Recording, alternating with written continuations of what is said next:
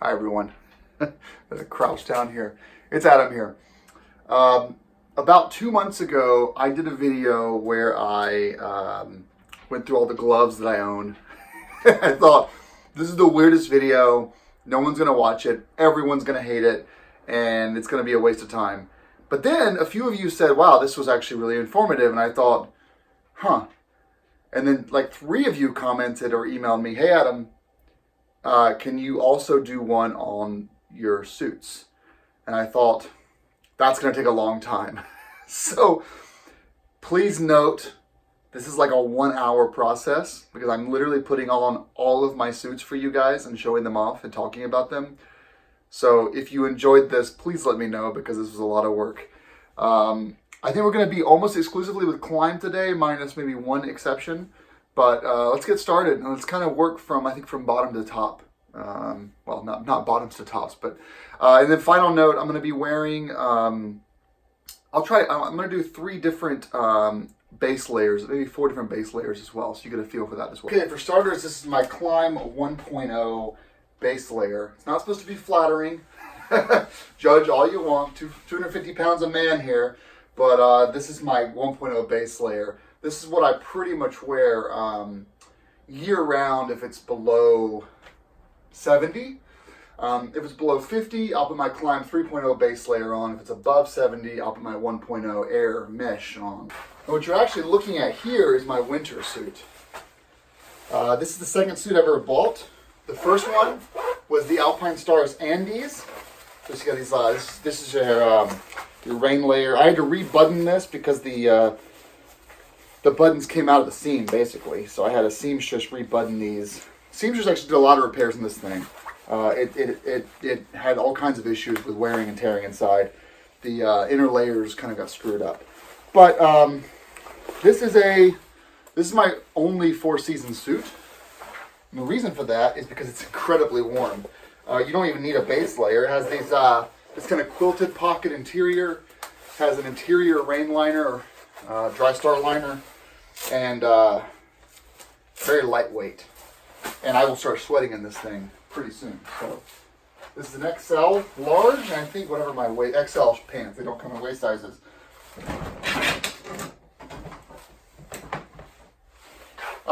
You've got some pockets to let some air flow through, but I will caution you in the wintertime these pockets don't work because you have your layers in. This is a suit that I've actually toured in.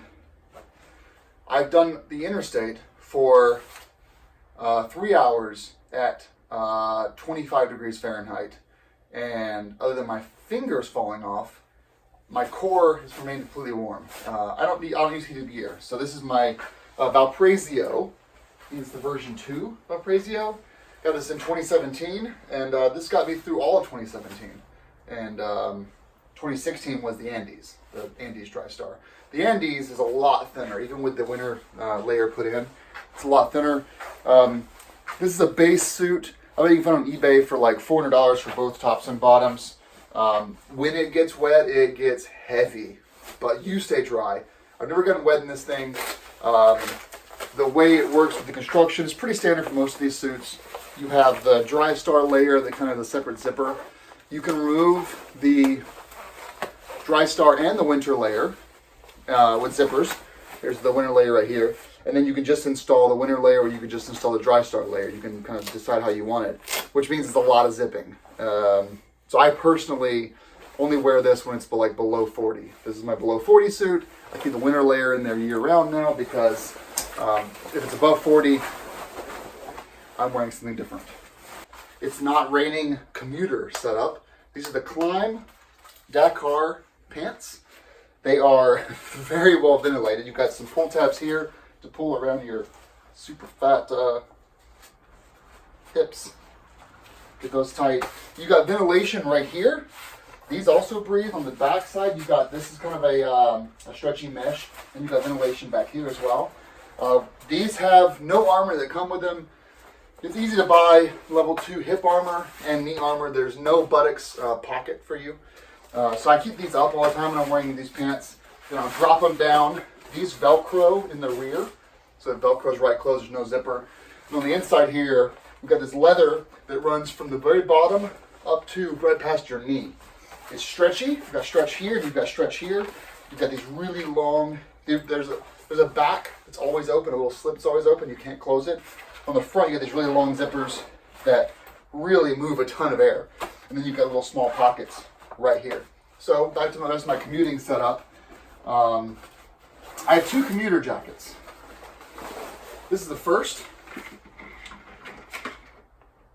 This one's not made anymore, but if you go on Adventure Ride, you can find these for really cheap. This is a commuter setup. CE level 1, elbow, shoulder, and back armor. This is the Klim blade.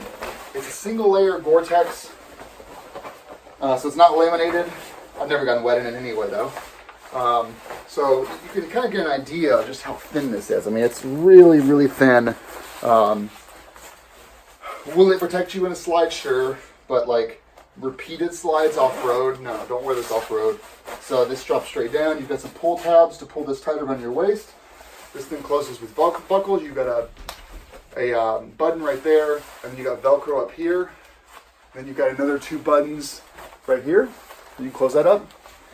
There's no way to tighten this up. There's no other pull tabs. There's no other straighteners here. You have breathers here. You got little pockets here. Nothing else here though. On the rear, you've got a breather that comes all the way across your back. And then finally, you've got 2 little pockets right here that basically open up to this base mesh layer. Finally, you can zip this closed if you want. And then you've got your little pocket here for your ID or Easy Pass. So the Klim blade, no longer in production. I actually don't know where to replace it. But every time I see one of these on Adventure Rider, I buy one because it's a great commuter jacket. I think it's good for one crash. Off-road, if you're going to fall, don't wear it because you're going to tear it. This fabric, I think it's probably 800D or 600D Cordura. It's not meant to be like a Badlands or the Kodiak or the Latitude or any of those kind of things. Or the Carlsbad. It's a commuter jacket. Let me show you why I love this jacket so much. This jacket is so great that I own 2 of them. This is the first one I bought, again from a dude on Adventure Rider. These usually sell for about $175. It's the greatest deal in Gore-Tex jackets for the used market. So there's no changes. There was only 1 blade. There's not 2 generations of it. I'll put it on anyway so you get an idea of the color schemes. The white is obviously better for visibility. You actually have a nice range of reflectors on this thing. So you got reflectors on your arms. You got reflectors on the front here, and you got reflectors on the back side, I believe. Yeah, across your back, upper back. There's the reflectors. This comes with level 1 armor. Easily you can put level 2 in there. Given the intended use of this jacket, I actually don't feel there's a lot of value in putting level 2 in there. Level 2 armor, it's like, why wouldn't you? Well, level 2 armor is thicker. It doesn't flex as much when it's cold. And it also doesn't transmit a lot. It traps more heat in because it's thicker. So, I tell people, what's your intended use of the jacket? Are you just going to and from work 3 or 4 miles? You don't need level 2. Just don't go above 100 miles an hour and you'll be fine. Or level 1, I mean, because level 1 is good enough. So here's the black jacket. So this has, you have a thinner material on the inside here. On the outside, you do have thicker Cordura that runs all the way up past your shoulders. So, and then finally, you get a little pull tab up here for your neck. Put that tight a little bit. But there's no zippers in here to attach to your pants. It will ride up in a slide. But I think this is a great jacket. The blade, this is an XL, of course. And I think the blade is a fantastic jacket. I wore this one. I commuted to this one an entire year. Never got wet. And then I bought the white one or silver one over the winter time. Haven't gotten wet yet in it. And it's my basically above 50 jacket when I'm going just like 10 miles. Okay, so what you're seeing here is the Klim Cool. It's mesh. Top and bottom. Well, the bottom is a little bit revealing. So I usually wear like a nice athletic boxer brief, tight boxer brief, tweet underneath the spandex, whatever I'm wearing for a base layer. And what you're seeing here is the Klim Dakar. This is the old version, not the new version. They were refreshed in the boot pant. So you've got way less travel down here. This sticks inside of your boot. What they changed with this version, because it's going inside the boot, The leather starts above the knee like the last one, but it stops about halfway down your calf. So you have, you know, a lot more. It kind of tapers to go inside the boot for MX enduro riding. Here's the back side. You've got less, a less lengthy zipper. So the zipper is still long, but it's not as long. And you still have your pockets down here to put things in. Around the rear, a little bit of breather right there. It still has this stretchy spandex around the back that allows a lot of air to transfer through. The Dakar pants, both the pants and the jacket, don't come with armor. The intention is that for off-road riding, you're going to wear separate armor, knee pads, elbow pads over the jacket. So it's a little more form-fitting. It has enough travel to move, obviously, but it's not meant to come as a complete touring package. It's for dual sport riding. So these are Dakar in the boot pants. These were on sale for $100 over the winter time, so I bought them. These have since been replaced, but you can probably still find them. And black doesn't matter if you're wearing black because you don't need to be seen because you're presumably on trails or you're off-road. You don't need to be. It's not like you're competing on this stuff. So here's the rear with the cool 1.0 shirt. Here's the Dakar 1.0 jacket. Again, it's been replaced, but minimal. It comes with a back pad, it comes with shoulder and elbow pads, but it's not going to, with holes, pockets, but it doesn't, you need to buy that separately if you want that. So, this comes up here, like this, not all the way up. Close that up. You've got these arm pads that open up all the way down to the bottom. Close it up, and you can open them both directions too. You've got top and bottom zippers. You've got a really nice, thicker line that comes all the way here. It stops right there, and then it restarts right here where your shoulder is, right there, up to there. And then you also have this huge zipper right here where your shoulder is. It comes all the way around the back. Front pockets. They're pockets, but they're mesh pockets, so I probably wouldn't store anything bigger than like a key in there. And then you've got some side pocket right here, which is a lot more stout. Lots of areas for breathability. Again, it's super light. I feel like I can go run a mile in this thing. Well, this would be a great like a winter running jacket. Completely black. Feels good. Ultra lightweight. And again, if you want to throw pads in, you can. I have so many level 1 pads from all my other jackets that I can just throw these in, go off over the weekend, and not need to buy new ones. I think the jacket is $249, and usually the pants are $200. I managed to get them for $150 and $100 on the winter time. So I grabbed these. I haven't worn them yet. This is the first time I'm wearing them. But this is the Dakar 2016 revision or 2017 revision. The 2019 revision has some changes, but nothing that I really seem to care about. It's also low on reflectivity. You got reflectivity here, you got reflectivity here, maybe on the back, but it's not. This is not a touring suit. You're on the trails, comfortable, but it's nice because you're not like the full MX look. All right, while we're in this mode, which is the cool 1.0 mesh, I'm going to show you a couple other options that we have. So this is a really cheap, nice jersey you can get when it's 80 degrees and we're literally just doing trail riding. I believe this is the Dakar jersey. Don't correct me there.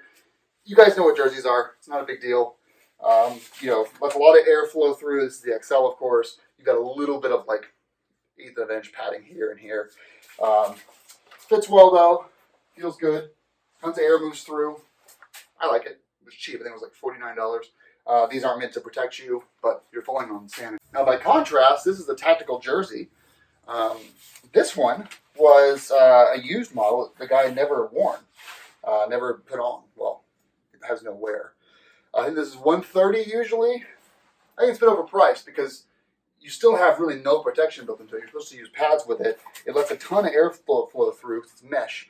But it's a much thicker mesh than the regular jersey. I mean, it's 3 or 4 times thicker, basically. You've got a little bit more substantial padding. It's probably a 1/4 inch thick down the arm. You can see the rivets right here. And then you've got a little bit of elbow padding, which is about 1/2 inch thick. You've got padding that goes all the way to, it stops at your shoulders because you're going to have pads on over there. You've got a neat little breather pocket here, or maybe a key pocket if you want to. But there's no other pads. It's svelte. It's form-fitting. I like the color. I like the gray and black color.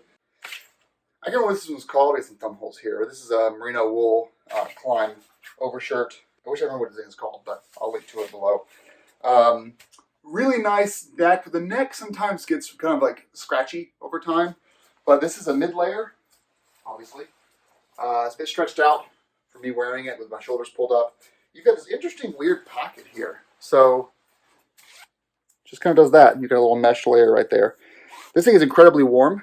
When I'm wearing the Badlands Pro jacket and it is below 40, for example, I'll do my Klim 3.0 base layer, which I'll show you in a second, plus this, plus the Badlands Pro. And the only thing that gets cold at that point, my fingertips. All right, this is the Klim 3.0 base layer.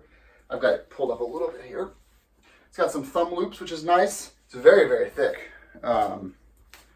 Super thick. This is the sub 40 degree base layer. This is the thickest one they make without going to like a mid layer. But again, base layer, mid layer, then your shell. I like it. Now I'm going to put on the thinnest and most breathable jacket. This is really kind of out of order. This is the Klim, is the induction, isn't it? This is their mesh jacket. High vis was not my first choice. You can see it's a little bit bleached, but I'm a sucker for used jackets.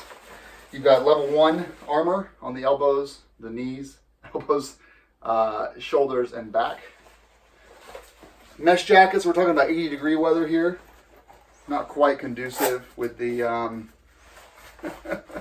with the 3.0 base layer that I'm wearing.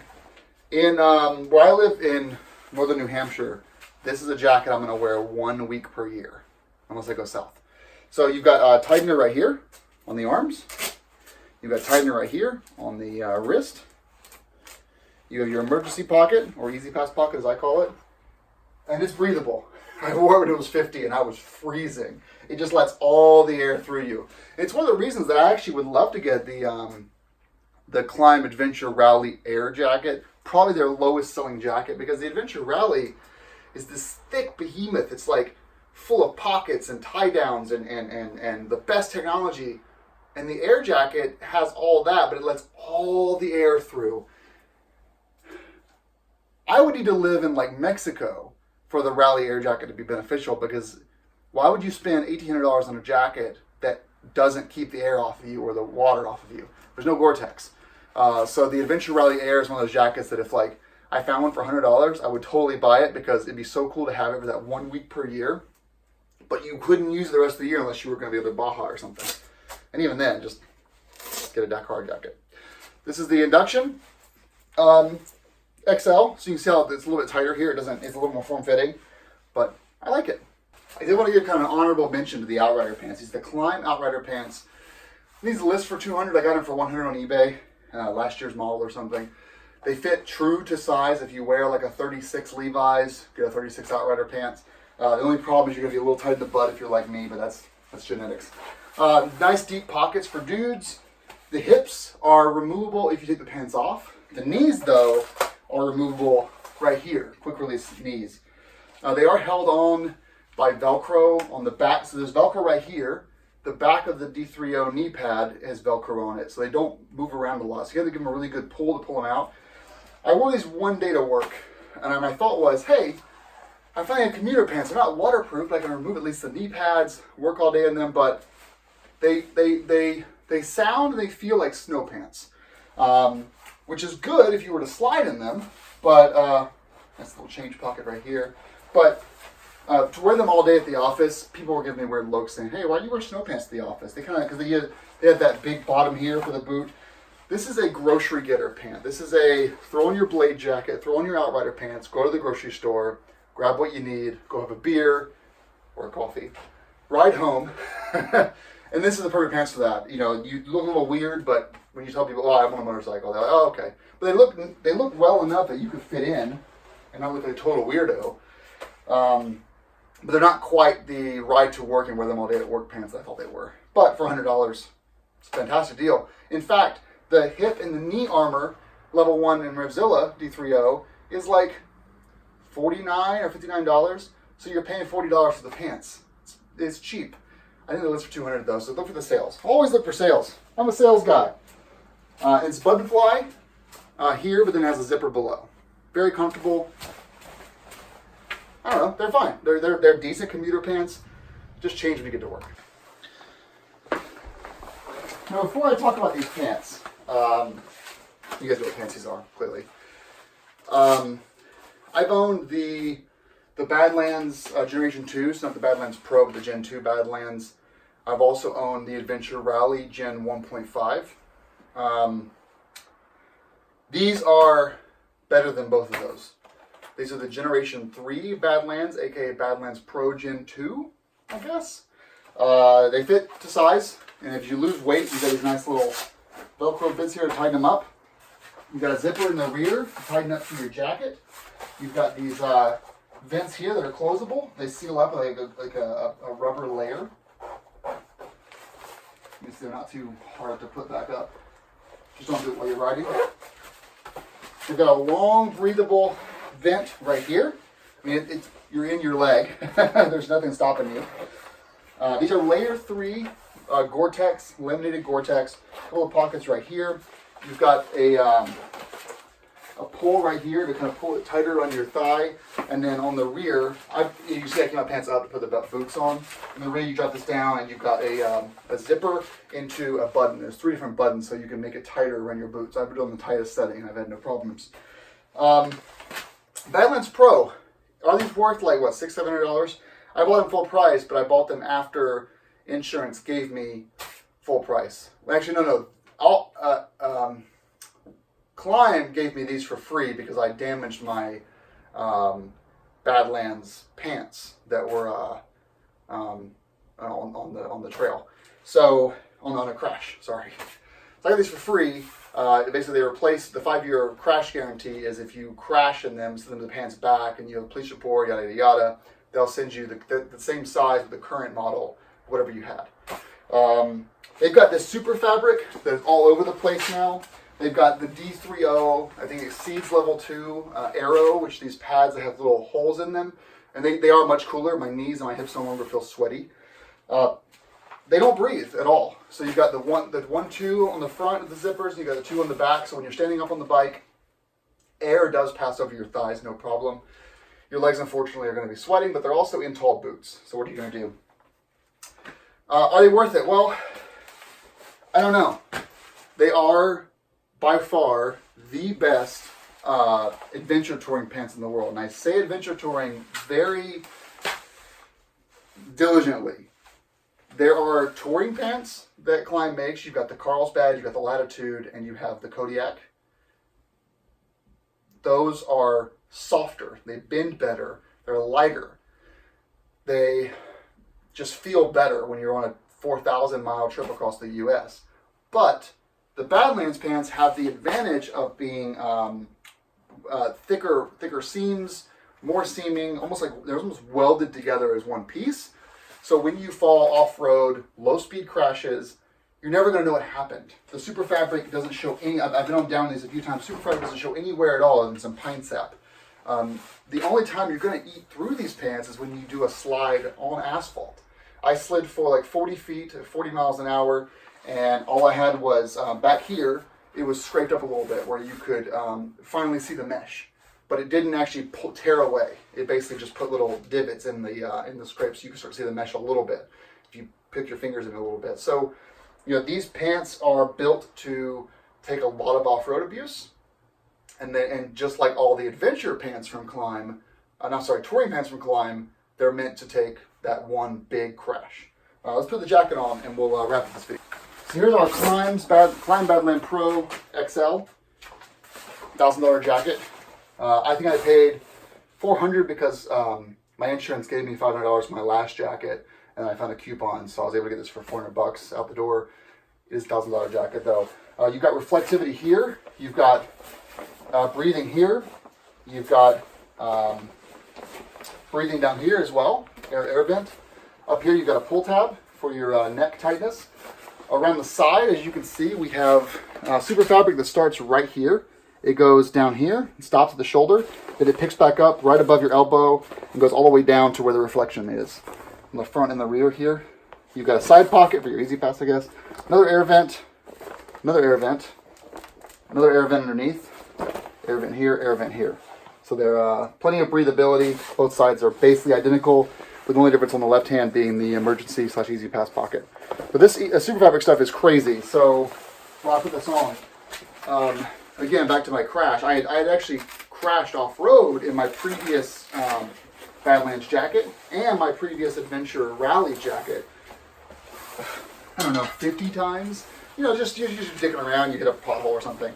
And no signs of wear. It wasn't until I slid on my elbow for 40 feet that finally, when I was done with the slide, right at the elbow of the super fabric is, and this is actually thicker super fabric than before, from what I can tell, there was a tiny hole the size of a penny, or maybe a dime, right where my elbow was, and you could see the pad, you could see the mesh, but the mesh had not broken yet. So, you know, definitely survived the slide. Unfortunately, when there's a hole in it, you're kaput. So, yeah, so you got D3O armor throughout, the highest level armor you can get. It's the Aero armor, very flexible. So it's mostly level 2. It gets hard as a rock in cold temperatures. This new Aero Pro stuff does not get hard as a rock. It's much more pliable in cold temperatures, and it breathes much better because it has more holes in it without sacrificing any of the impact protection. So open this up. You also have chest pads in here, which is really huge, and you've got a kidney belt. And then finally, at the very bottom here, you have this, which ties to your pants. So when you slide, the jacket's not riding out. Put this on. And I'm still wearing that Klim 3.0 base layer. The mid layer merino wool I showed you guys still works under this. So on the kidney belt, it's adjustable. So you've got this Velcro right here. You can pull this off, make it tighter. I've got it pretty much the tightest setting for me. Close this up here. That sits like that. It holds a lot of the jacket's weight. Here are the pads for your, oh, that's a pocket, sorry. That's a pocket there. Here are the pads for your chest. You can see it's this nice little membrane here, breathable membrane. First things first, get this in here, all the way up. This is an XL, by the way. I bought a 2XL last year. It floated on me. And you don't buy jackets that are too big for you, because when you're swimming inside of them, when you crash, all this is moving around your body, and all the pads aren't able to do their job because the back pad is over here, the elbow pad is right here. It doesn't work. So you've got I'm starting to get some wear, by the way, at random on the right arm. I don't know what's causing this, but this is already starting to wear away. So it'll probably be a warranty issue at some point. But this tightens down. It's one hand tightening. Then you've got your second protection right here, which goes around your gloves. You've got your pockets. So these pockets are accessible with your hands. These pockets while riding.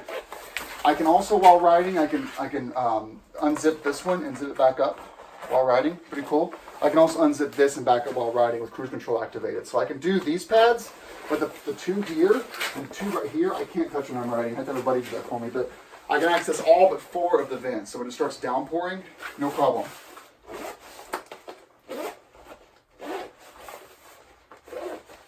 There you go. Get this closed up. You see here. I'm going through this process to show you guys how you can do this one-handed. And the final touch I have for this jacket is this is my touring jacket, although I'd love to get a Kodiak. So Klim, if you want to send me a Kodiak for the year to try out and review, let me know. This is the Klim high-vis vest. It's got these stretchy straps right here, and it also has tighteners down at the bottom. So when you put this on, it actually stays on the jacket when you take it off. I took it off for you guys because it's kind of a review. You put it like this, bring that down. And then put this here. First time I did this, I had my girlfriend actually tighten up the ones down here. But you've got a really nice form-fitting reflective jacket.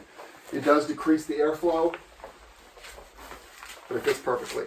This way you can be high-vis uncle on Sundays, but you can be all blacked out badass on Monday morning. What's next for me in my jacket world? Kodiak. I would love to get a Kodiak suit. That'd be awesome. I'd love to get an Adventure Rally Air suit. If I find either of those half price, I'll probably scoop them up because I want to try them. I also want to start getting into external armor, probably force field armor on the chest and the shoulders and the elbows so that I can wear my Dakar jacket off-road and not feel like I'm naked. I also have a couple of bladders. So the Adventure Rally 1.5 jacket I did have had a bladder pocket in the back of it, which was awesome. But this one doesn't.